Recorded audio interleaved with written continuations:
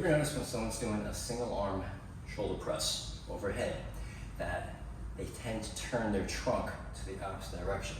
So in this case, if I had a dumbbell in my right hand, I press overhead, you're going to see a natural tendency of the trunk to want to turn to the left, right?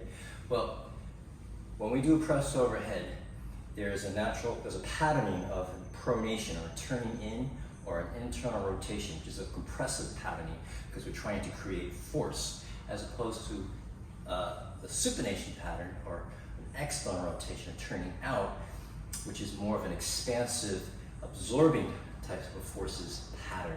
Okay, so when we have load in our hands, we don't want to be expansive and open. We want to be closed and stable and compressed so that we can produce force and cruise overhead. So when you get overhead and you start turning, that's the brain trying to find more of that pronation patterning so it can get that load way overhead, right? So to see what this means with the rest of the body, if you bring your hand out to the side like this with your palms up, and then if you just turn it in like this down in pronation or internal rotation, and let that continue to the rest of your arm, to your shoulder girdle, to your rib cage, to your trunk, you're going to see naturally your trunk wants to rotate and turn to the opposite direction, in this case to the left. So another example is when we walk.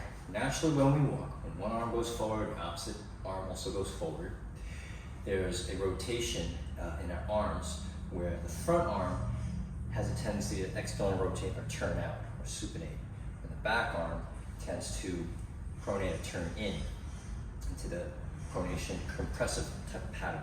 Okay. Now, when you walk, let's say in this case with my right leg forward, my right arm is back, you want to probably think of, oh, my trunk is rotating to the right, but my right arm is pronating and turning in. But I know what you're thinking, Michael. You just said that when one arm pronates or turns in, if you continue in the trunk, it's going to rotate the opposite direction. But why is it now the trunk is rotating to the same side when that, in this case, the right arm is behind you, okay?